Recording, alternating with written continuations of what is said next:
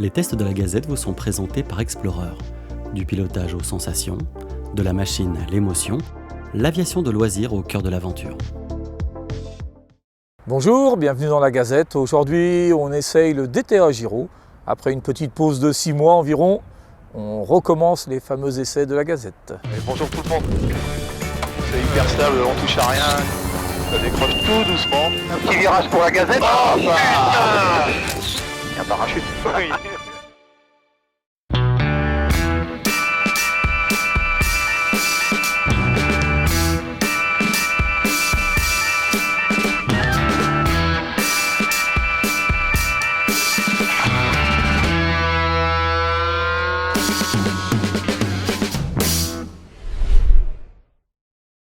Bonjour à tous, bienvenue dans les essais machines de la Gazette. Ça fait plaisir de reprononcer cette phrase, ça va faire bientôt 6 mois qu'on n'a pas fait d'essais machines. Le procès de Ludo s'est bien passé, il vient de sortir de prison et du coup on va pouvoir enfin reprendre, donc ça c'est une très bonne nouvelle. Aujourd'hui, on va revenir sur les autogyres. On a fait pas mal de 3 axes ces derniers temps et du coup on revient sur les autogyres et on va travailler sur un autogyre français qui n'existe plus, en tout cas qui n'est plus produit en neuf aujourd'hui, mais qui a fait son petit effet à l'époque. Une construction française, un rotor à verso, enfin voilà, 100% made in France pour le DTA Giro. Cet appareil a été conçu, commercialisé en 2011, présenté au Salon de Bois à l'époque, et c'était un petit peu cette révolution française de pouvoir s'aligner avec les autogyres allemands. Le Calidus avait 2 ans à peu près, et du coup ils voulaient venir sur ce marché-là de l'autogyre fermé. Donc eux, ça a été leur première machine chez DTA en voilure tournante. Ils étaient spécialisés dans le pendulaire depuis très longtemps. C'est une marque renommée, mais du coup ils ont attaqué le Giro directement par la cabine fermée. Donc un rotor à verso, des pales en alu, 8,60 m de rotor, et avec un prélanceur à câble. Donc on a une commande pneumatique, courroie, prélanceur à câble, et on vient donner ses tours au rotor, à peu près 200 tours pour lancer le roulage de la machine. Un autogyre, c'est pas comme un hélico, le rotor n'est pas motorisé, on se sert juste de l'énergie du moteur pour prélancer le rotor au début, et une fois qu'on a à peu près 200 tours, on va complètement libérer le rotor, et c'est le roulage, c'est la poussée de la machine qui va venir mettre le rotor dans le vent pour le charger, pour gagner des tours, et à environ 300 tours, l'appareil va décoller. Ce qui est intéressant sur cette machine, c'est son look général, parce qu'on a un appareil qui est cossu, on a un autogyre qui fait haut de gamme. Le petit défaut que moi je pourrais lui apporter, c'est qu'on se retrouve sur des carénages en plastique au niveau du train. Donc on a un train à l'intérieur qui est plutôt fin, et on a ces gros carénages plastiques, ces gros capots plastiques qui viennent l'habiller, et les finitions sont pas de très très bonne facture. On est fixé au velcro, donc tout tient, il n'y a pas de souci, mais ça fait un peu toc au niveau du train d'atterrissage. Pour continuer dans le 100% Made in France, chez DTA, ils ont travaillé avec Béringer pour les freins, avec Duke Hélice pour l'hélice propulsive, donc Averso pour le rotor, on en a parlé. Ils ont essayé de combiner tous les meilleurs savoir-faire français pour réaliser cette machine. Et ça, pour le coup, ça a un très bel effet, parce qu'on se retrouve avec une machine qui est très efficace sur tous les plans.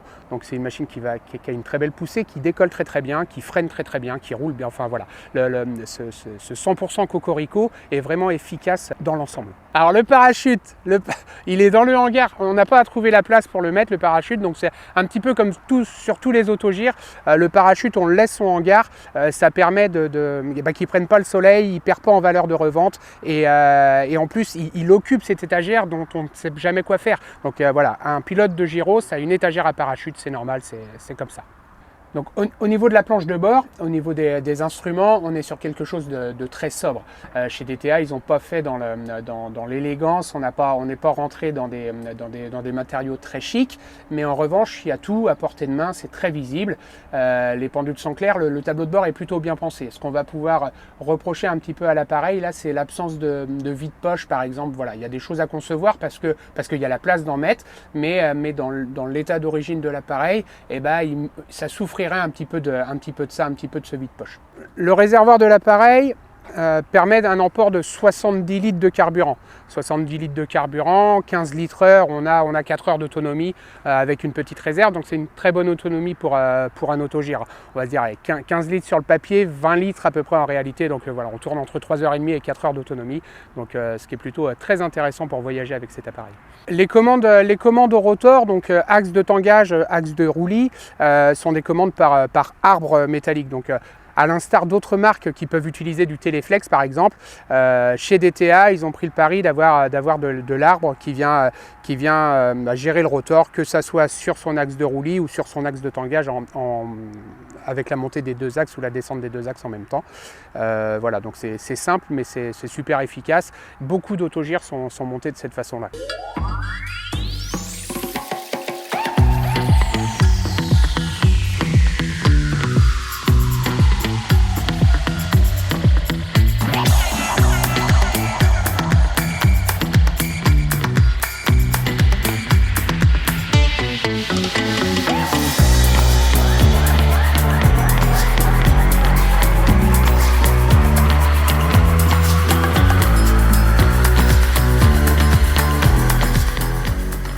Bon ben ça y est, c'est reparti pour un essai de gazette après presque un an d'interruption.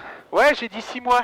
6 mois, oh bah ça va. J'ai parlé de ton procès, de la peine de prison, Ouais, et que voilà, t'étais sorti ouais, de prison. j'arrivais pas à sortir. J'ai cru que j'allais pas m'en sortir. Merde. Ah, attends. Bon allez, qu'est-ce qui se passe? Non, c'est bon, vas-y, file. On est en rodage à nouveau là. Ouais, c'est ça. Eh ben un petit vol à Anceny, Montaigu est à nouveau inondé. Anceny, Fox, Charlie Yankee, la mise en route et le roulage vers le point d'attente Alpha.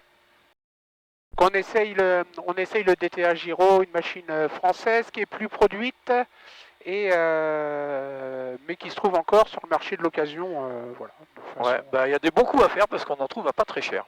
Hein, à des prix bien inférieurs à la moyenne des autogires, alors que c'est des machines assez confortables, voire très confortables, avec une visie exceptionnelle, j'espère que vous le verrez sur les caméras. On a une super visite dedans. C'est une machine qui est simple à piloter, qui n'a pas le défaut de l'autogiro de lever le nez brutalement. Et Avec la roue avant qui lève brutalement, là ça lève en souplesse, donc ça lève tranquille, ça décolle bien. c'est un peu plus facile. Et on verra les petits défauts en vol ensuite. Ouais, quand je me suis posé tout à l'heure, il y avait 6 chevreuils sur le bord de la piste. Bah, tout est décollé, les températures sont bonnes. Alors attends, faire le HEV atterrisseur, c'est bon. Putain, les pneus ils sont plus bas que tout à l'heure. Ah ouais, bah t'es derrière, merde, excuse-moi. Ensuite le casque, ceinture, commande, cabine. Tac, tac, tac, les commandes, c'est bon, cabine, c'est bon, tout est fermé. Alors sur cet appareil, il y a une particularité, c'est qu'il y a des sécurités un peu pour tout. C'est-à-dire dès que vous avez une porte qui est ouverte, si elle n'est pas verrouillée à l'arrière, parce que c'est la serrure arrière qui a la sécurité, il y a un voyant rouge. Le frein rotor, il y a un voyant rouge. Le trim, si le trim n'a pas été mis en avant de décrocher le câble qui permet de maintenir le manche en avant, il y a une sécurité. Donc ça fait 3 choses à vérifier pour pouvoir décoller. Autrement, vous n'arrivez pas à prélancer. En sniff, Fox Charlie Yankee, au point d'attente Alpha, on s'aligne, on prélance, on décolle en 07 pour un vol local vers l'est. On a de la chance, il y a un beau soleil, c'est le seul jour de la semaine. Donc fallait pas le rater. Il nous avait annoncé du brouillard, mais on n'a pas eu de brouillard. Pas trop de vent, un peu de travers. Ouais, le vent, c'est du vent du sud, mais pour l'instant il n'est pas trop fort. Donc là je vais prélancer, donc la première chose que je vais faire c'est de pousser le frein rotor parce qu'il y a encore des voyants rouges qui est allumé, voilà. Je vais détacher le cap du manche, attention parce qu'on peut vite oublier ce cap du manche parce qu'il faut prononcer les manches avant. Et là j'ai pas la voyant verte du trim, donc ça veut dire qu'il faut que je mette du trim vers l'avant. D'ailleurs le manche est très dur à tenir en avant depuis qu'il est détaché, donc je vais mettre du trim. Et le trim est très efficace, dès qu'on le met, les efforts diminuent complètement dans le manche. Voilà, le voyant vert est allumé et là je vais pouvoir prélancer. Donc c'est un prélancement de type Magny ou avec un prélanceur à câble souple. On prélance à 150 tours, on incline le rotor, on finit le prélancement manche arrière, donc c'est pas mal du tout. Il suffit d'accompagner, on laisse à peu près à 2000 tours. Donc là c'est une double courroie, il y a des DTA qui ont été modifiés, qui ont une courroie plate comme les MTO. Donc je pense que le nouveau système c'est la courroie plate, mais celui-là pour l'instant il est toujours en double courroie parce que c'est une machine qui a très peu d'heures, qui a moins de 50 heures. Ouais. Donc là j'arrive, je monte encore un peu, je suis à 140 tours, on discute, là je m'en occupe pas trop. Voilà, ça va monter. Et en gros à partir de 180 vous pouvez partir, alors on va essayer de le monter un peu au-dessus. Ouais, on arrive pratiquement à 200. C'est parti. Moteur à fond et ça va prendre des tours. Donc là, l'avantage, contrairement, je disais aux autogyros, c'est que la roue avant, elle lève tranquillement, il n'y a pas de surprise. Alors celui-ci déjà, il a une particularité, il n'y en a que 2 en France. Il a un 912S. C'est qu'elle est équipée d'un 100 chevaux. Et on est 2 gros bodets dans la machine. Ouais, surtout le pilote. Ouais, l'autre derrière, il ne doit pas être mieux. On est habillé, on ne doit pas être loin des 90 kg tous les deux. Mais vous voyez, ça décolle sans problème avec un 100 chevaux. Donc ça évite tous les soucis qu'il peut y avoir avec le 914. Le 100 chevaux est plus facile à entretenir. Il est plus facile à entretenir et c'est vrai qu'il ne souffre pas des petits soucis de fiabilité des turbos qu'on peut avoir. Tout à fait, enfin, voilà. Et on a un taux de montée qui est tout à fait correct. Hein. Là, on est déjà à 300, on arrive à 300 pieds à peine. Mais ça monte correctement, quoi. Ça monte même très fort, ouais. On est à 90 km/h en montée, là. On a un beau soleil qui nous gêne presque. Ça fait du bien de se remettre en l'air. Ça doit faire 2 mois que j'ai pas volé, je pense. Ah bah ouais. Incroyable. Enfin, on sent que les fêtes sont passées par là. Hein. Oui, par contre, ouais. Le taux de montée, on arrive à 500 pieds. Et l'autre intérêt, on n'a pas dit du 912S, c'est son prix. Hein. Il y a quand même un gros écart de prix entre le 914 et le 912S à l'achat. Donc ça permet d'acheter des machines à moins cher. Mais des 912 comme ça, je vous dis, d'après l'importateur actuel, là où la personne qui s'occupe des TTA maintenant, il n'y en a que 2. Il y en a un près de Montélimar, je crois, et puis l'autre, il est ici. C'est ça, exactement. Ouais. Donc on vole sans problème à 2 à 5000 tours. Hein, là, j'ai réduit à 5000. On est toujours en train de monter. D'ailleurs, je vais encore réduire. Voilà. Comme tous les autogyres, hein, quand on est à 2, on vole moins vite. Donc là, on est à 120 km/h pour l'instant, mais on est en tour de piste. Hein, on ne cherche pas à voler. Je suis toujours en train de monter. Et c'est très sensible dès qu'on monte un peu. Cette machine n'a pas de vario, donc c'est pas tout à fait facile d'être à plat, il faut regarder l'alti régulièrement. Alors, autre particularité, cette machine elle est équipée d'un rotor à verso. C'est un rotor qui est très connu, qui est monté sur beaucoup de machines. Un rotor en alu qui ne pose pas de problème particulier, qui sur cette machine il vibre très peu, donc est très agréable, qui permet de voler sous la pluie parce qu'il est en aluminium, il n'y a aucun problème. Il y a une personne à Montélimar qui s'occupe des rotors à verso, qui les entretient, qui les révise, qui a de la pièce de rechange, il y a tout ce qu'il faut. Alors j'ai été très surpris du succès des vidéos. Il y a beaucoup de gens qui appellent, qui demandent quand est-ce qu'on fait une nouvelle vidéo, c'est impressionnant. Ouais, ça nous demande un peu de travail, mais... Ça demande beaucoup de boulot parce que là on est 4 personnes et tout le monde travaille à côté, dont Christophe qui arrive de Paris, donc lui ça lui fait des kilomètres, les 3 autres on est tous du coin mais lui ça lui fait des bornes. Et il faut au minimum 4 personnes pour faire une vidéo, donc ça demande un peu de temps à tous ces bénévoles. On recherche également des machines pour compléter nos essais, donc vous n'hésitez pas à nous contacter si vous avez une machine qui sort un peu du lot ou quelque chose qu'on n'aurait pas fait, enfin voilà, quelque chose que vous avez envie de faire. On est ouvert à toute proposition, vous n'hésitez pas à nous contacter via le site de la Gazette ou de l'atelier de l'ULM et on pourra voir pour organiser ça. N'hésitez pas. Alors machine de luxe, chère ou pas chère, hein, on fait tout. Exactement. Absolument tout. L'idée c'est d'avoir le panel le plus gros possible pour construire cette banque de données et pour essayer de donner une image de l'ULM la plus large possible, voilà, avec toutes ces particularités du multi-axe L-basse rapide au pendulaire, même au paramoteur. Enfin voilà, le but c'est de montrer ce que c'est l'ULM dans sa globalité. Et il faut que la personne soit prête à nous la laisser après une prise en main, qu'on puisse voler tous les deux. C'est ça. On ne vole plus avec les propriétaires des machines pour pouvoir dire ce qu'on veut. Et puis ça t'a quand même coûté 6 mois de prison, donc. Ouais, voilà. Allez, attends, on se barre sur la Loire, là, on avait dit là. Ouais. Eh bien, on s'en va au-dessus de la Loire. On va essayer de vous faire voir les paysages de la Loire. C'est un peu brumeux quand on monte. Mais ça devrait être simple. Ensuite, la visibilité est très très bonne à l'intérieur de la machine, on voit super bien. Sur le DTA, les montants sont fins et du coup on a une bonne visibilité. Et ils sont très bas, ce qui fait qu'il y a une visibilité qui est assez incroyable. Et même les montants latéraux là, qui sont de chaque côté, ne gênent pas du tout. C'est vraiment, c'est une des meilleures visies que l'on ait avec le Calidus. C'est vraiment pas gênant. C'est une super machine pour ça. Quand ils ont construit cette machine, ils voulaient une machine qui soit englobante pilote-passager, mais qu'on puisse voler avec des portes ou sans porte, qu'on soit un peu à l'air. Donc l'argument de vente, c'était de se dire, sans les portes, on ne ressent pas du tout l'air. Bon, on a essayé un petit peu, alors on ne va pas parler d'erreur de pied pour Ludo, mais s'il veut m'embêter un petit peu, sans les portes, le passager derrière mange pas mal quand même. Le pilote pas trop, mais le passager derrière prend pas mal d'air dans la tête, quoi. Non, le pilote, on prend presque rien, ouais, c'est pas mal. Mais c'est très agréable parce qu'avec maintenant des étés caniculaires, là, c'est super sympa. Les portes se démontent en 5 minutes, 5-10 minutes. C'est un peu plus long à remonter parce qu'il faut mettre la glissière, le petit câble dans la glissière, mais autrement à démonter, c'est très simple. Il y a quelques petits défauts. Il y a les pieds qui sont pénibles. Il faut tout le temps les tenir. On ne peut pas lâcher les pieds. Alors je sais pas si ça va se voir, je vais lâcher les pieds. Vous allez voir, elle va se mettre en travers. Voilà, elle se met tout en travers, on est obligé de se voler. Elle part à 45 degrés parce que la cabine a une surface trop importante par rapport à la dérive. Ouais, donc les pieds, attention, ça part d'un côté ou de l'autre, donc il faut maintenir les pieds en permanence. Faut laisser les pieds dessus, autrement ça part. Par contre, dès que vous enlevez les portes, la surface verticale diminue énormément, il y a l'air qui peut passer à travers la cellule, et là à ce moment-là la dérive arrive à tenir la machine dans l'axe impeccable et les pieds deviennent, il n'y a plus besoin des pieds, en fin de compte ça se débrouille tout seul.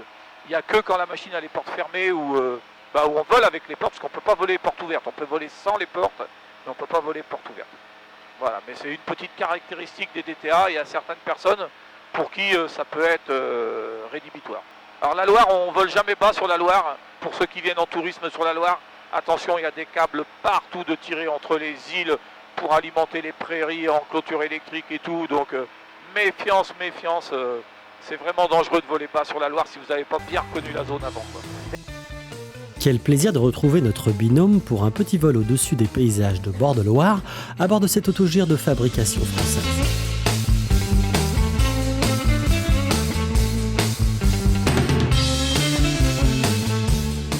Donc comme tous les autogires, le DTA, il n'y a pas de particularité, il peut s'arrêter, il peut reculer si on veut, on va reculer, voilà, ça recule, on est en marche arrière et il peut tourner, voilà, hop là. Alors il est très vif au pied, il est assez précis au pied, c'est assez agréable, c'est une machine qui est joueuse au pied. Si on le règle bien, voilà, je suis en virage, il descend légèrement, je vais remettre du trim vers l'arrière pour pas qu'il descende, voilà, parce qu'on est en train d'accélérer le virage, je vais le remettre à plat. Et après, c'est une machine qui est stable, il n'y a pas de problème. Une fois qu'on est à plat, là j'ai trop de trim maintenant parce que je suis sorti du virage. Voilà, il n'y a rien à faire. Le manche, il ne bouge pas beaucoup. Il n'y a vraiment pas de souci, ça vole très facilement. C'est un bon autogire pour ça, très stable, ça vibre pas trop. Donc comme tous les autogires, il y en a qui vibrent plus ou moins, mais celui-là, il vibre très peu. Est-ce que tu peux revenir sur le pont de Ancenis, ouais. Ok.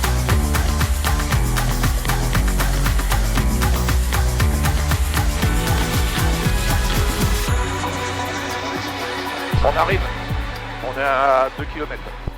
Honnêtement, les casques ils marchent pas trop mal là. C'est bien quand même. Ouais. Non, ils vont bien. Ils serrent un peu plus que les Bose, mais ça va, non, c'est confortable. On a un ANR qui est efficace. Les messages radio sont clairs, donc il faut bouger un petit peu le volume au niveau de la radio parce que c'est des micros qui sont assez sensibles. Mais on est sur un prix de vente pour un casque carbone ANR aux alentours de 600 €. Au-dessus de la carrière. Ok, je suis pas très loin de la carrière, je suis à 1000 mètres à peu près de la carrière. J'arrive. Vous êtes vachement près. Hein. Il s'inquiète déjà. Il commence à pleurer, c'est bon, attends, on va se rapprocher un peu. Le but c'est de pas être à la même hauteur, après ça peut passer, regarde, on peut se rapprocher. Non, arrête. C'est très beau avec le casque qui pareil. Mon médecin il a dit il faut plus que tu fasses des essais machines. Le cœur va pas tenir, qu'il a dit. Alors sur le DTA, le manche est un petit peu plus lourd physiquement que sur le Calidus, si on va prendre la comparaison du Calidus. Mais je pense que c'est parce qu'il me paraît un peu plus court aussi. Ça évite de faire des mouvements brusques, ça calme un peu le jeu. Ouais, on va s'arrêter un peu. Et on va tourner au pied, vous allez voir, ça tourne bien comme machine. On va essayer de la faire tourner bien à plat, c'est pas toujours évident. Voilà, allez on y va. Allez. Ça c'est le petit tour de manège gratos. C'est le côté qui doit pas aimer ça. Je sais pas si on est dans le sens des pales, je sais pas trop. Ouais. On peut accélérer, c'est une machine qui tourne très très bien, vous voyez. Hop, on va l'arrêter. S'il veut s'arrêter, impeccable, il s'arrête. L'autre côté, il va sûrement être plus désagréable, on va voir. Ouais, il veut pas tourner, il veut tourner beaucoup moins vite. Ludo, c'est sur la fréquence ? Ouais, 5. Voilà, il tourne beaucoup moins vite parce qu'on contrarie le sens de rotation des pales, donc c'est un peu moins rapide. Allez, on repart. On est bien assis, ça c'est assez agréable, on est assis assez droit, donc c'est pas mal, on fatigue un peu moins. Ouais, en tout cas en place arrière, on a vraiment de la place, ça c'est super agréable, même pour les jambes. Il n'y a aucun problème. En montant dedans, tu as peur un petit peu, et puis en fait, non. Et là, Non, contrairement à ce qu'on peut croire, c'est grand, mais quand tu veux mettre des bagages, bah, tu as moins de place que dans le Calidus, ça tombe quoi. Dès que tu ouvres les portes, il y a tout qui tombe. Ouais, ça peut c'est être un peu chiant. le problème. Ouais. Ouais. Mais par contre, ouais, t'es mieux assis parce que t'es assis vraiment, t'es pas pratiquement allongé, ce qui fait que tu as moins de poids sur les fesses que dans le Calidus. Au bout d'un moment, tu as un peu mal aux fesses. Autogire en étape de base, 25. Attends, je vais refaire un peu de radio. Oui, on peut faire de l'école avec le DTA. J'en ai fait. Alors, j'ai pas eu une machine pour faire de l'école, mais j'ai des clients qui ont acheté des DTA. Il a fallu les former sur le DTA. C'est une machine qui est très facile pour faire de l'école. On est très bien en tant qu'instructeur derrière. C'est facile à reprendre, c'est facile à corriger. Ça pose doucement. On peut la reprendre jusqu'au dernier moment. On a quelque chose dans les commandes. Et c'est une machine qui pose très bien moteur coupé. Les radios OLED, ça aussi, une grosse arnaque, les gars. N'achetez pas les radios marquées OLED spécial soleil, c'est de la daube, on voit rien. Les grises, ça marche beaucoup mieux, elles sont moins chères. Donc toutes celles qui ont les cristaux liquides jaunes, dès qu'il y a du soleil, on voit, vous voyez, bah là, on voit rien. Zéro instrument, impossible de voir. C'est ça, c'est surtout une question de prix. Je me Ouais, rappelle plus regarde de l'argument, mais ouais. là, on voit rien, il n'y a rien. Ouais. Tu vois, tu devines, mais non, tu es incapable de lire quoi que ce soit là. C'est Je vois même pas ce qu'il y a. Ah si, il faut faire de l'ombre. le facteur vieillesse qu'on rentre en compte aussi quand même. Le facteur quoi? Vieillesse, je disais, au niveau de tes yeux. Ah ouais, vieillesse, pardon. Bah tu vois quelque chose toi? Qu'est-ce qu'il y a écrit là? Parce que toi tu es dans... Non, t'as raison, c'est de la merde. Eh vas-y, dis-moi, il est en quoi le mode du transpondeur là? T'es en 7000 et l'attente est en 3710. Non mais en haut à gauche là. Ah putain, il est en S, mais... Non, il est en A-S. Le mode, toi je vais trouver le mode ACS là. On referme cet essai avec le sourire, laissant notre vieux couple de pilotes à ses très sérieuses préoccupations aéronautiques. Il va se remettre tout seul en mode S second. Cette machine est un autogire qui est en dépôt-vente aujourd'hui à l'atelier de l'ULM à Montaigu. Vous n'hésitez pas à nous contacter si vous voulez avoir plus d'informations, si vous voulez essayer la machine. On peut vous la faire essayer avec un pilote pour voir ce que ça donne par rapport à l'autogire que vous avez déjà actuellement. C'est très possible d'être une première acquisition sortie de brevet aussi. C'est un autogire qui fonctionne très très bien. Donc c'est un appareil de 2015 qui a 35 heures de vol, donc qui a très très peu volé, il est révisé, sorti d'atelier et il est proposé à 46 000 € TTC.